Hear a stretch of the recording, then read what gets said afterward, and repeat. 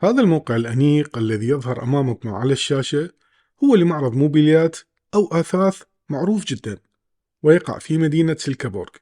ومثل ما نشاهد فإن أسعاره خيالية. يعني هذا الكرسي مثلا سعره 16,000 كرون. وإذا أكملنا تجوالنا في الموقع سنتفاجأ من ارتفاع أسعار الأثاث الهستيري. مثلا كراسي بسعر 5,000 كرون لكل كرسي، يعني يحتاج لك ثروة إذا تريد تشتري 4 كراسي. أما إذا واصلنا الانحدار الأخلاقي في هذا الموقع فسنرى أن هذا الكرسي الجلدي الأسود والأنيق يصل سعره إلى 40,000 كرون. ولا أدري صراحة هل سيجلس من يشتريه عليه أم سيجلس الكرسي على من يشتريه.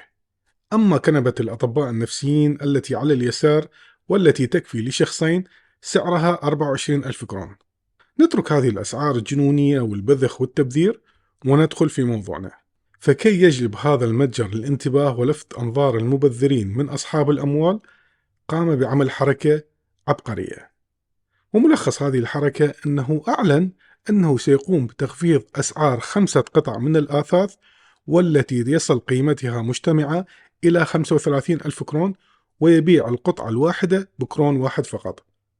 يعني تدخل أنت جنابك وتشتري ال5 قطع كاملة ب5 كرونات فقط. نعم، 5 كرونات فقط.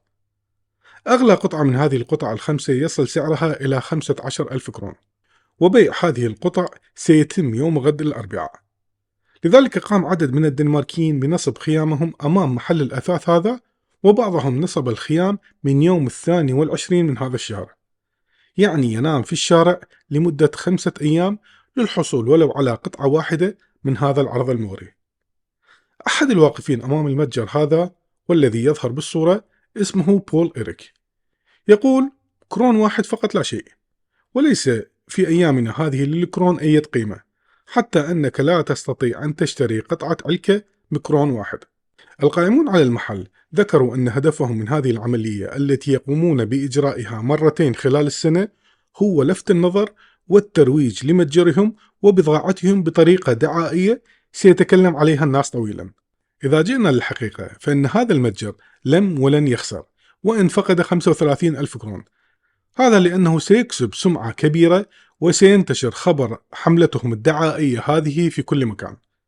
وهذه تذكرة لكل صاحب عمل حر: ركز على الدعاية واصرف واستثمر فيها ولا تبخل، لأنك ستحصل على أضعاف ما صرفته خلال حملتك الدعائية.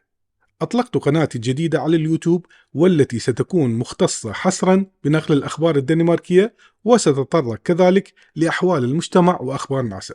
أما قناتي الحالية فستكون للتغطيات الخاصة والجولات التي أقوم بها داخل وخارج الدنمارك، وسأضع لك رابط القناتين ضمن التعليقات على الفيسبوك، وستجد القناة الثانية ضمن الوصف على اليوتيوب.